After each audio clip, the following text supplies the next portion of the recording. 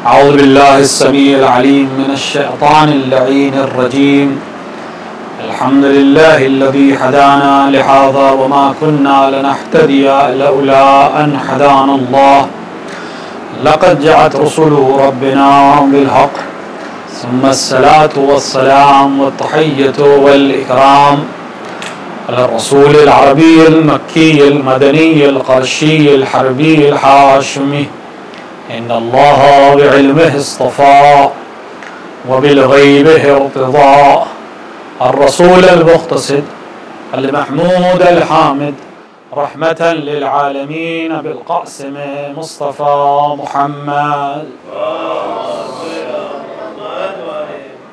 व आलिहि अत-तय्यबीन अत-ताहिरीन अल-मअसूमीन अल-मुंतख़बीन अल-मज़लूमीन ला सियमा इब्न अम्मिही गालिब अला कुल्ल गालिब मौलाना अली इब्न अबी तालिब व लानतुल्लाहि अला आदाइहिम अजमईन मिन यौमि ज़ुल्मिहिम इला लिक़ाइ यौमिद्दीन व बअद यौमिद्दीन। अम्मा बअद फ़क़द क़ाल अल्लाहु सुब्हानहु व तबारक व तआला फ़ी किताबिहिल मजीद व हुवा अस्दक़ुस सादिक़ीन व क़ौलुहुल हक़। बिस्मिल्लाहिर रहमानिर रहीम। वमा अर्सलनाका इल्ला रहमतन लिल आलमीन। सल्लल्लाहु अलैहि वसल्लम। खालिक़ कायनात अपने आखिरी हिदायतनामे में अपने रसूल के लिए एक ऐलान कर रहा है कि हमने आपको मबूस नहीं किया मगर ये कि आलमीन के लिए रहमत बनाकर भेजा। बहुत सी चीज़ें हैं जो इस आयत के ज़ेल में सोची और समझी और बयान की जा सकती हैं, लेकिन ज़ाहिर है कि वक्त में उतनी गुंजाइश नहीं है।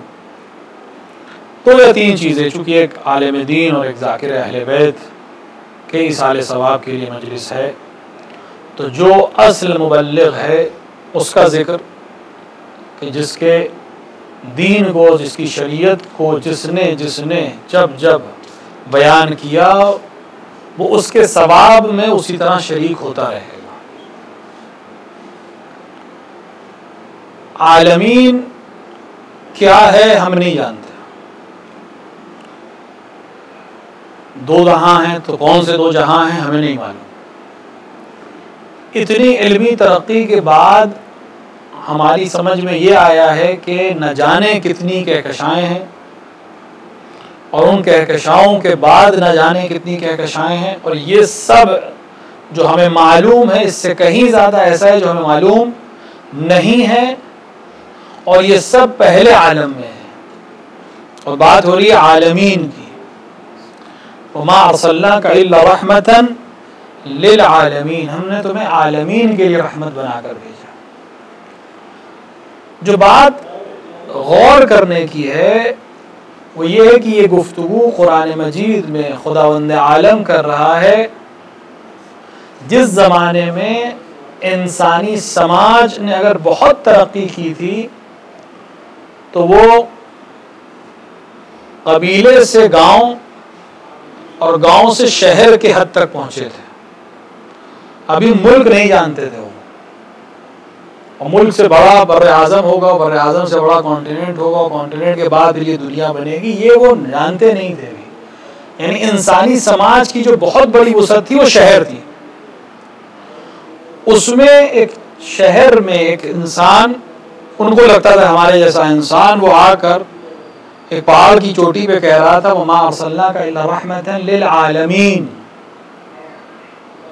जहां अभी तसव्वुर गांव और शहर तक है वहां मुल्क और दुनिया की बात नहीं हो रही, आलमीन की बात हो रही है। यानी विजन कितना ऊंचा है, उफुक कितना हाई है उन लोगों के लिए जो अभी गांव और कली और कबीले की जिंदगी में फंसे हुए हैं, जो सिर्फ एक अपने कबीले के अलावा बाकी हर कबीले को ना इंसान समझते हैं, ना लायक समझते हैं उनसे गुफ्तगू करने के, ना लायक समझते हैं उनसे बात करने के।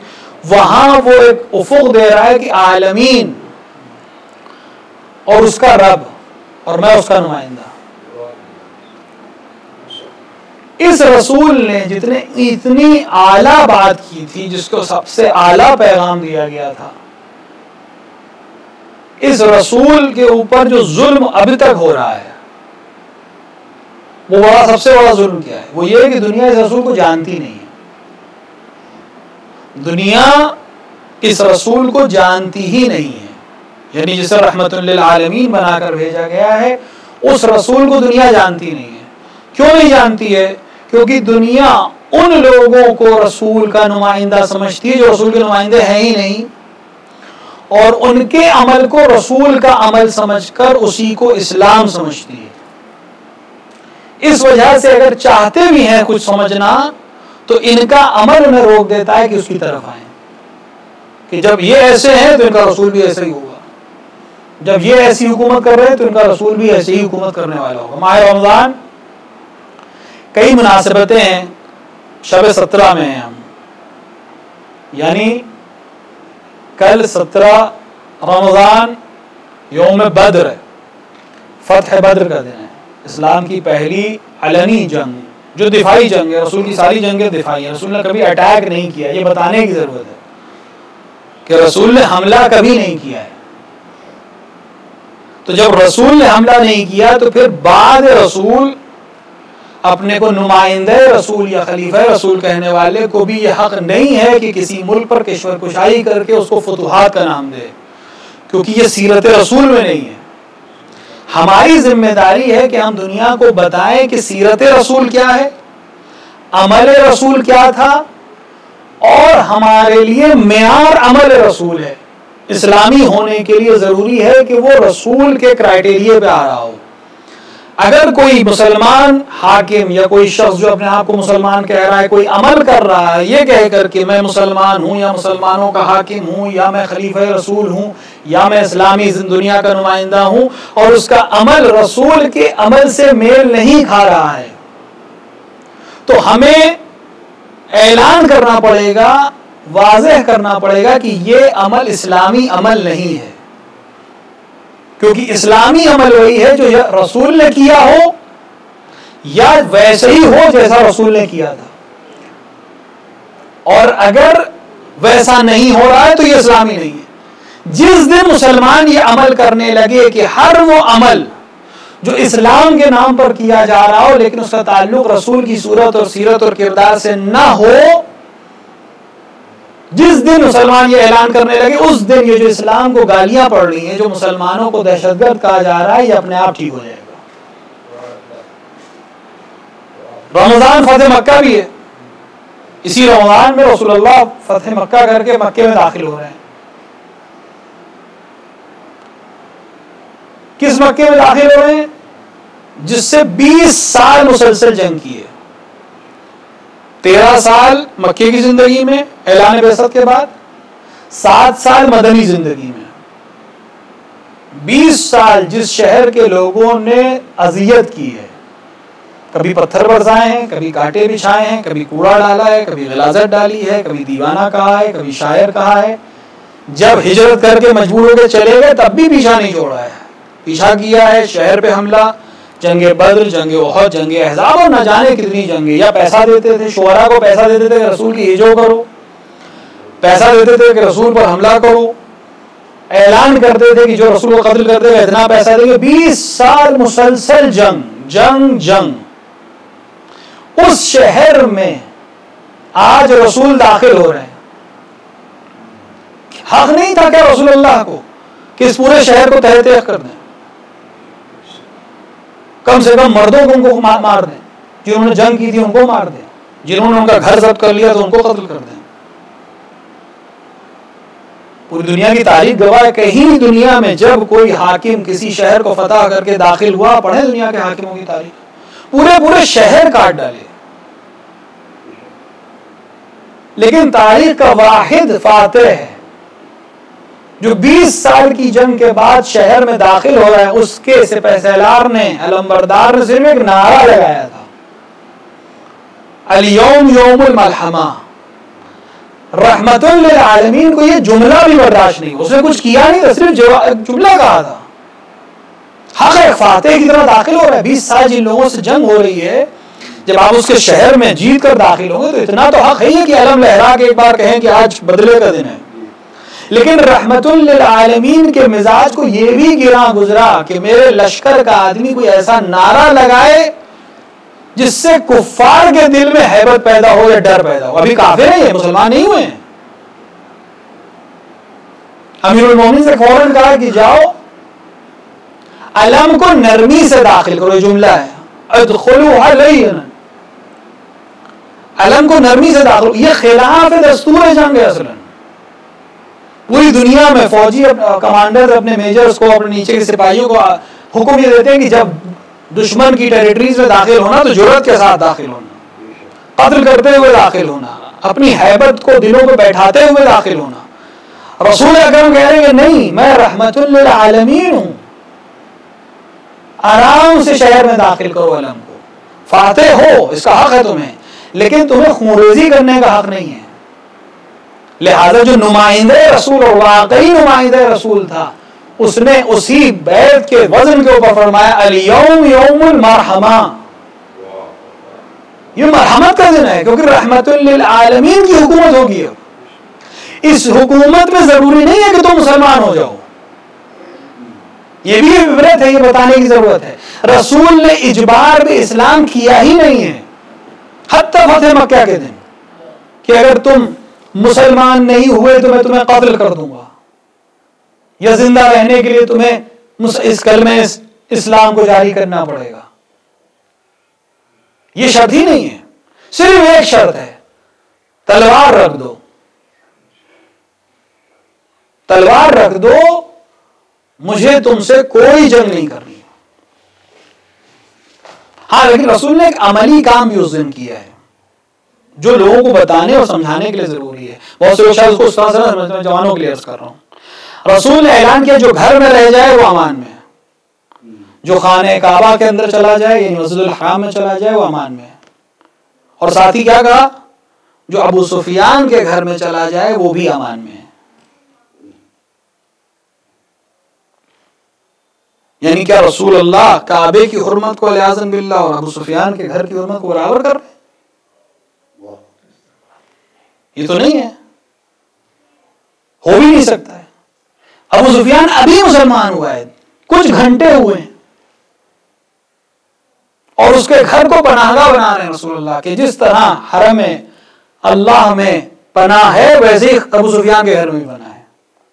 शायद हम जैसों को रसूलुल्लाह एक पैगाम दे रहे थे कि जब वाकईन लोग पढ़ना शुरू करेंगे तो शायद बाद में होने वाले वाकयात को इस पर, इस कसौटी पे तोलेंगे तो शायद उनकी समझ में आ जाएगा। क्योंकि अब इस्लाम में लोग जूग दर जूग दाखिल होंगे, अफवाजन, जो कुरान की तस्वीर है। पता कैसे चले कि लोग फतह मक्का की हैबत के बाद मुसलमान हो रहे हैं या रसूल को रसूल अल्लाह समझ के मुसलमान हो रहे हैं? हम दोनों को पनाहगाह बना रहे हैं। अब देखो कौन कहां पनाह मांग रहा है। जो अल्लाह के घर में पनाह मांग रहा है उसने अल्लाह को रब मान लिया है, इसलिए पनाह मांग रहा है। जो अबू सुफियान के घर जा रहा है वो इस्लाम का नाम ले रहा है, उसका इस्लाम से ताल्लुक नहीं है। एक सवाल मोहम्मद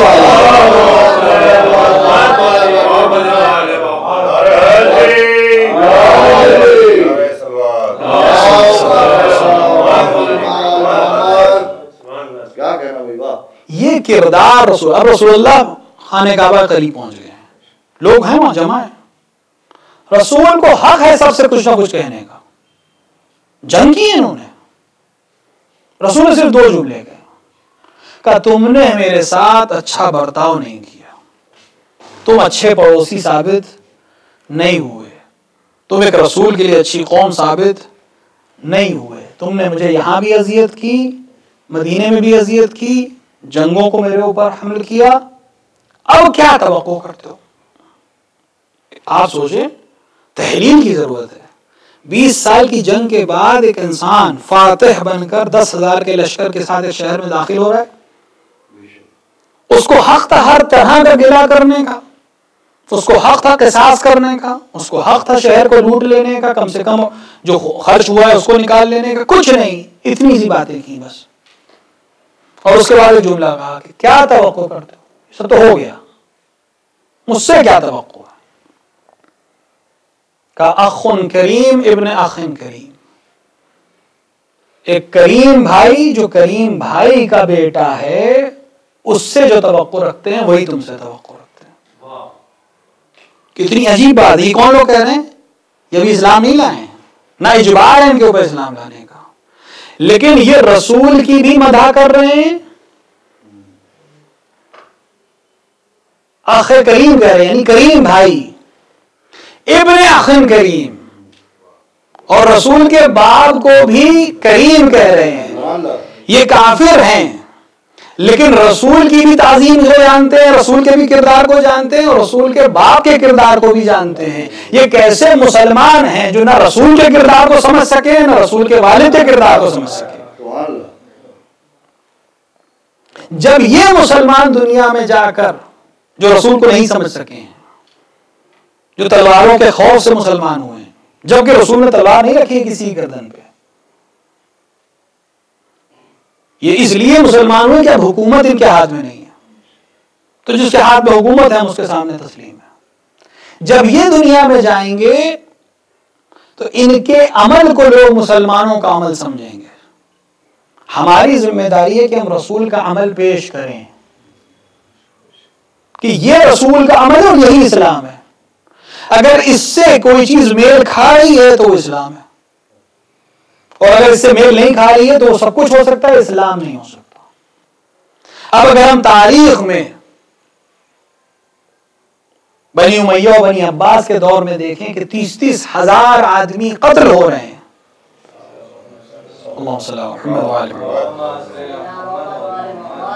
तारीख ने लिखा है, हाकिम शाम ने अपने जर्नल को बुसर को इराक रवाना किया और उससे कहा कि जिस शहर में दाखिल होना, जिसने मेरी बैत की ठीक, जिसने बैत नहीं की उसे कत्ल कर देना। तुम्हें पूरी छूट है, उसके पूरे खानदान को कत्ल कर देना। बुसर ने सिर्फ एक वाक़े में 30,000 आदमियों को कत्ल किया, पूरे गांव जला दिए, जिंदा गांव जला दिए। तारीख में मिला है, जो तारीख में नहीं सबसे हो तो एक अलग दास्तान है।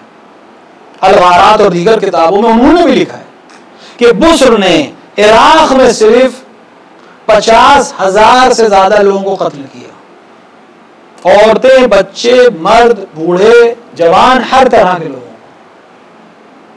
और कल इसको मुसलमान खलीफा कहेंगे, और जब गैर मुसलमान इस तारीख को पढ़ेगा बउनवान खलीफा रसूल की तारीख, तो उसके जहन में इस्लाम की क्या तस्वीर बनेगी? वही बनेगी जो आज है।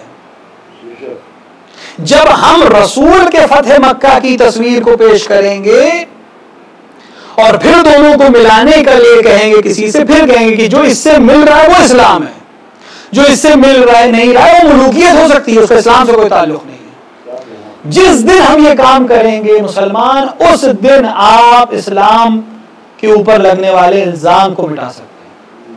लेकिन जब तक कातिल भी अलैहिस्सलाम रहेगा और रज़ी अल्लाह रहेगा, और मजलूम भी रज़ी अल्लाह रहेगा, और वजह कत्ल भी रज़ी अल्लाह रहेगी, उस वक्त तक इस्लाम पर इसी तरह के हमले होते रहेंगे। वालिद माजिद के साथ हम सद्दाम मलून के जमाने में गए इराक,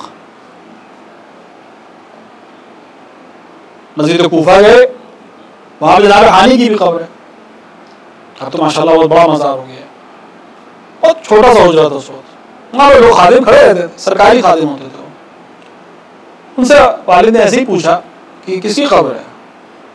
उसने कहा हजरत हानी इब्न उरवा रज़ी अल्लाह अन्हु की खबर है। और क्या हुआ था? कई कत्ल कर दिए गए थे। और क्यों कत्ल हुए थे? कहा हजरत अली करमल्लाह वजहू इमाम हुसैन अलैहिस्सलाम रज़ी अल्लाह अन्हु के मोहब्बत में कत्ल हो गए थे। और किसने कत्ल किया था? का खलीफा यजीद इब्न मुआविया और उनके मानने वाले रज़ी अल्लाह अन्हुम के कहने पे। तब बोले अजीब है तुम्हारा इस्लाम, जो कत्ल हुआ वो भी रज़ी अल्लाह है, जिसकी वजह से कत्ल हुआ वो भी रज़ी अल्लाह है, जिसने कत्ल किया वो भी रज़ी अल्लाह है। जिस दिन मुसलमान जालिम को जालिम और मजलूम को मजलूम कहने लगेंगे, उस दिन इन तोहमतों से बाहर आ पाएंगे।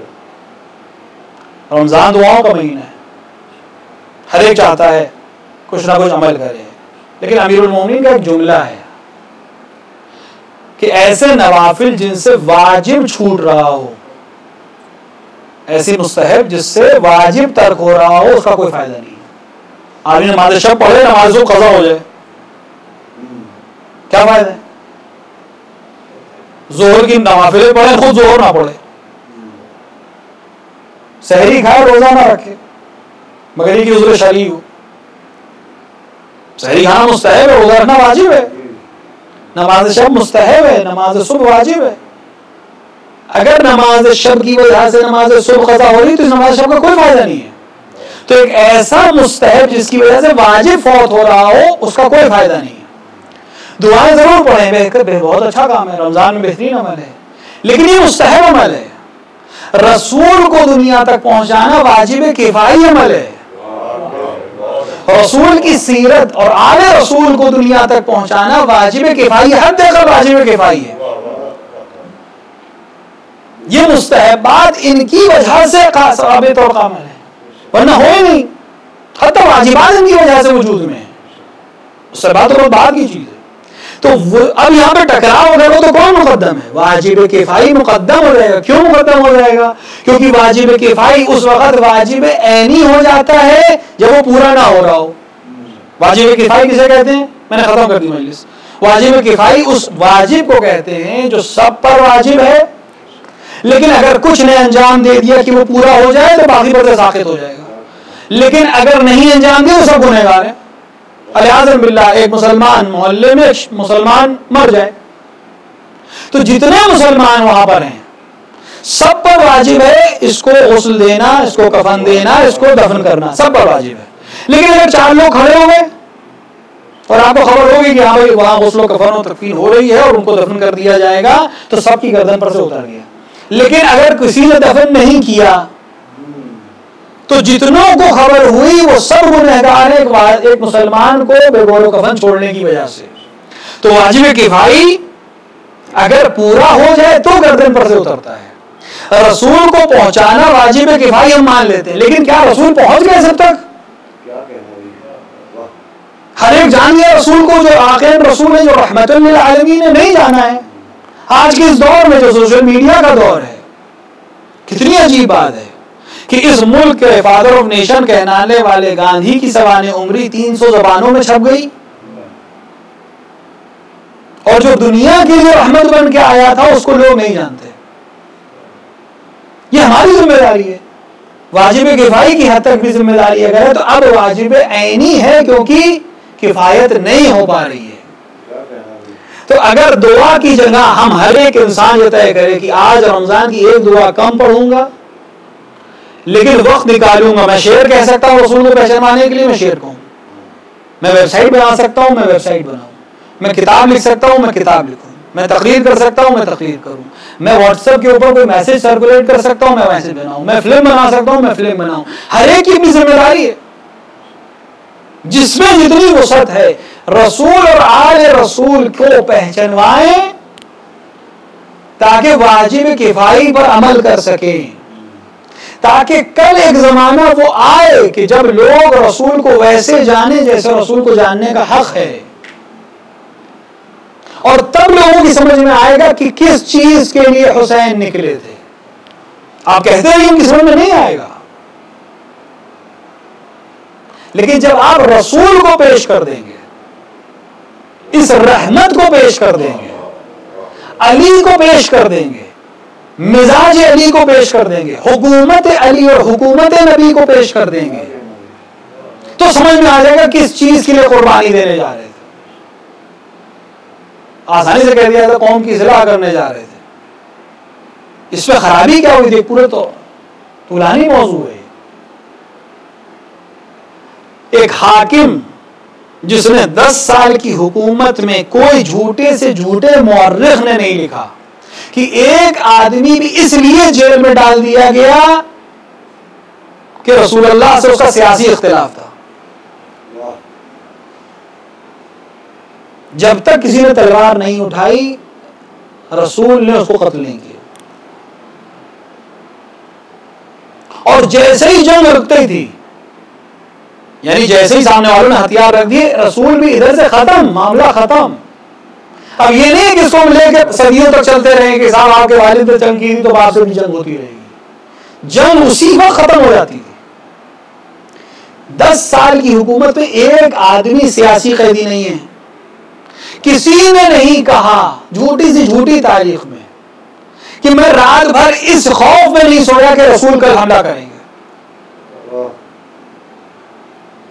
आज अगर कोई बता दे कि FIR होने वाली है, आपकी रात भर नींद उड़ जाती है। हाकिम मुतलक पूरे हिजाज पर कम से कम, और कुफार मौजूद हैं, उनको कुफर के साथ रहने की भी इजाजत है, लेकिन उनको ये खौफ नहीं है कि ख्वाब में मार दिए जाएंगे। ये है हाकिम। 5.5 साल की एक हुकूमत उसके बाद बस मिली हमें, जो बिल्कुल ऐसे ही हुकूमत थी, जहां इतनी जुर्रत थी लोगों में कि रसूल के नुमाइंदा इमाम बरहक और लोगों का मुंतखब शुदा खलीफा हालत नमाज में है और लोग उस पर तंज करते थे, सूरह मुनाफिकून की तिलावत करते थे। अली नमाज पढ़ रहे हैं मस्जिद में, मस्जिद कूफा में, अपने पायतख्त में, अपने लोगों के दरमियान है। एक खारजी आकर बीच नमाज में सूरह मुनाफिकून की तिलावत करता है, अलियाज़म बिल्लाह अमीरुल मोमिनीन को कहने के लिए। अली का रद्द-ए-अमल क्या है? अली चुप हो जाते हैं, तिलावत कर रहे हैं, नमाज पढ़ रहे हैं, नमाज जमात पढ़ा रहे हैं, कुरान के एहतराम में चुप हो जाते हैं कि सूरह मुनाफिकून ही सही कुरान है। जब वो चुप हो जाते तो अली आगे बढ़ते थे, नमाज पढ़ते, पूरी नमाज ऐसे ही पढ़ी अली ने। आप बताएं, मैं मस्जिद में नमाज पढ़ रहा हूं, कोई आके इस तरह की गुस्ताखी करे, मुझे कहने की जरूरत नहीं पड़ेगी, मामूम खुद निपट लेंगे मेरे कहने से पहले। किसकी जरूरत कैसे हुई कि मस्जिद में आके गुस्ताखी करे? एक आम पेश नमाज बर्दाश्त नहीं करता। खलीफतुल मुस्लिमीन, नुमाइंदे रसूल, पायतख्त में, अली ने छोड़ो उसको, जाने दो, नमाज के बाद भी कुछ नहीं किया उसको। पूरी हुकूमत अलवी में एक सियासी कैदी नहीं है। एक आदमी को सिर्फ इसलिए नहीं कत्ल कर दिया कि ये मेरा मुखालिफ है। और वाहिद एक हुकूमत है इस पूरी कोरे जमीन पे आज तक जितनी हुकूमतें कायम हुई, जिसमें हाकिम ने ये ऐलान किया कि मेरी हुकूमत में कोई भूखा नहीं है, कम से कम जौ की रोटी खा रहा है। आज भी किसी हुकूमत में, बड़ी से बड़ी दुनिया की, तीसरी दुनिया की हुकूमत के अंदर भी ये जरूरत नहीं है कि वो ये ऐलान कर दे भर सारे मेंबर के मेरी हुकूमत में कोई भूखा नहीं है। अली ऐलान कर रहे हैं, कूफे के हाकिम नहीं है अली। आज के ज्योग्राफी के मैप, पॉलिटिकल मैप को आप उठाइए, 47 मुल्कों के हाकिम हैं अली, जिनमें एक ईरान है, एक इराक है, एक मिस्र है, एक हिजाज है, आज का अमारात, Kuwait, Yemen, Sudan, Somalia, Tajikistan, Afghanistan, Pakistan के बॉर्डर्स, तुर्किया, इस सब से लेकर रशियन बॉर्डर्स तक, और उधर मिस्र और सूडान तक, लेबनान से लेकर सिंध तक, एक हाकिम कह रहा है कि मेरी हुकूमत में कोई भूखा नहीं है। हक है दुनिया का, जाने ऐसे हाकिम को। कौन बताएगा? हमें और आपको बताना है। यह है हुकूमत। जब ऐसी हाकिमियत हो जाए तो हक है इंसान को कि ऐसी हुकूमत को जिंदा करने के लिए जान कुर्बान कर दी जाए। हुसैन इस हुकूमत के लिए निकले हैं, ताजो तख्त के लिए नहीं निकले।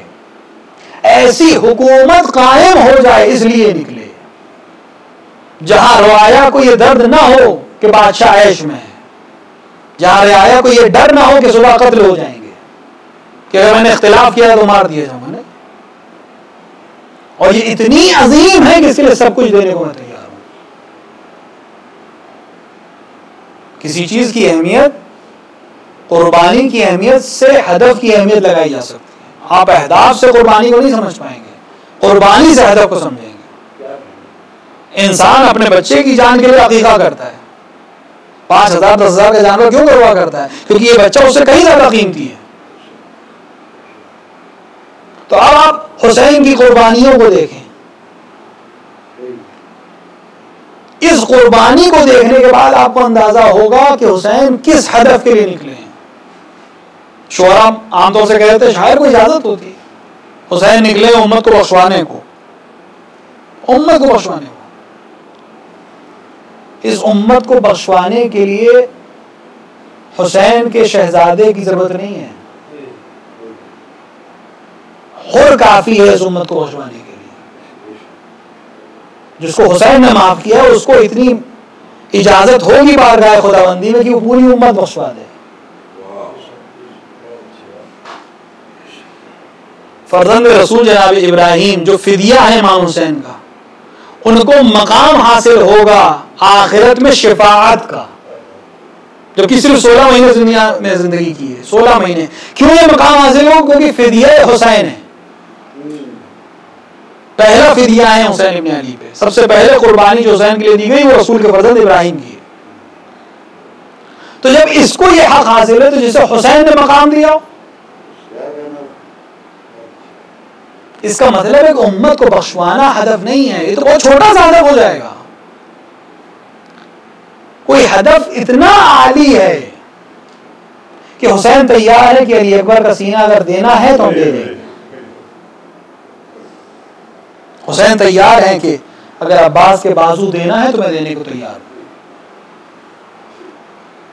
ये बहुत आसान कुर्बानियां हैं, क्योंकि दीगर कुर्बानियों के जब मुकाबला करें तो ये आसान लगती है। जान देना आसान है, माल देना उससे ज्यादा आसान है, लेकिन सबसे सख्त कुर्बानी क्या होती है? सबसे सख्त कुर्बानी होती है आबरू की कुर्बानी। इंसान सबसे पहले माल देने को तैयार होता है कि माल ले लो, जान छोड़ दो।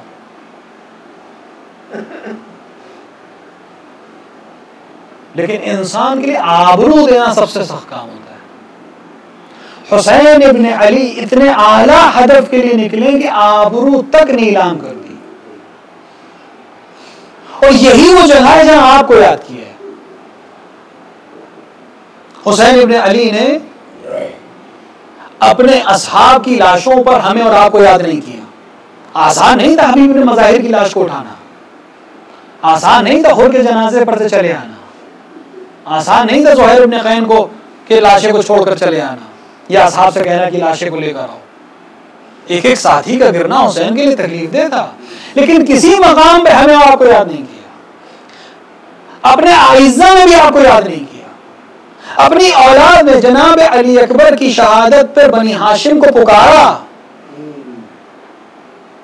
अल्लाह को गवाह बनाया, लेकिन हमें और आपको याद नहीं किया। अब्बास के जाने पर कमर को थामा।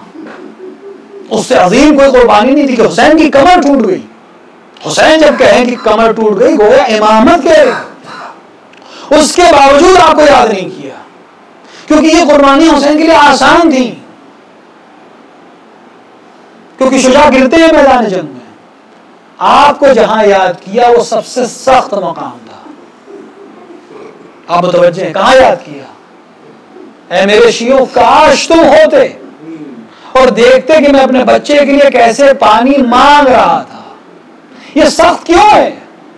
क्योंकि एक करीम के लिए, एक सखी के लिए, एक शरफ और साहिब शरफ शख्स के लिए जान देना आसान है, माल देना आसान है, लेकिन किसी जलील के सामने मांगना बहुत सख्त है। जो देने वाले हाथ हों वो किसी के सामने अल्हम्दुलिल्लाह मांगने अगर चले जाएं, ये उसके लिए बहुत सख्त है, वो भी जलील के सामने। हुसैन जानते थे क्या होने वाला है, फिर हुसैन ये अमल क्यों कर रहे थे? कि हुसैन शायद बारगाह खुदाबंदी में ये अर्ज करना चाहते थे कि ऐ मेरे माबूद, जान भी तेरे लिए हाजिर है, माल भी तेरे लिए हाजिर है, सिर्फ एक आबरू रह गई है जो हुसैन की अपनी है, वो भी मैं तेरी राह में कुर्बान कर देता हूं कि कब तेरी राह में आऊं तो कुछ भी मेरा ना रह जाए, सब तेरा हो जाए। और यही वो मकाम था कि जिसके बाद हुसैन ने जब जिहाद करना शुरू किया तो वो आवाज हुसैन के कानों से टकराई, ऐ नफ्स मुतमइन्ना, पलटा अपने रब की तरफ कि तेरा रब तुझसे राजी हो गया है और तू अपने रब से राजी हो जाए। हाँ, हुसैन ने तलवार को नियाम में रखा और भौजों ने आप पर हमला करना शुरू किया। हुसैन की कैफियत ये बयान की गई है कि अगर दम लेने के लिए भी रुकते थे तो सैकड़ों तीर बदन में पेवस्त हो जाते थे। उसके बावजूद हुसैन जंग करते जा रहे थे, हुसैन रुक नहीं रहे थे। लेकिन खून की कमी और इस धूप और तमाज़त आफताब में आपके बदन में अब रमक बाकी नहीं थी कि रावी ने लिखा है कि हुसैन ने सर को पोंछने के लिए या गोया सर पे कोई चीज लगी थी जिसको हटाने के लिए एक बार हाथ को बुलंद किया और सर को साफ करने की कोशिश की। सीने की सफेदी नमादार हुई और ज़रा के ऊपर से हाथ हट किसी ने शकी ने एक 3 फल का तीर आपके सीने की तरफ निशाना लेकर मारा। तीर जिस्म में पेवस्त हुआ और जिसमें अक़दस को चीरता हुआ निकल गया। तीर का घाव इतना गहरा था, हुसैन ने अंदाजा लगाया कि अगर मैंने तीर को वापस खींचा तो इसका जख्म और ज्यादा होगा, लिहाजा अपनी पुष्ट की तरफ से तीर को बाहर खींचा। और रवायत कहती है खून का परनाला हुसैन के सीने से जारी हुआ। अब हुसैन डगमगा रहे थे कि किसी ने एक नेज़ा पहलू में चुभोया और हुसैन जमीन की तरफ तशरीफ लाए। हक नशेब में चले गए, कातिल आगे बढ़ा, जमीन करबला को ज़लज़ला आया। किसी ने ऐलान किया अला ज़ुबिहल हुसैन बिकरबला, अला क़ुतिलल हुसैन बिकरबला।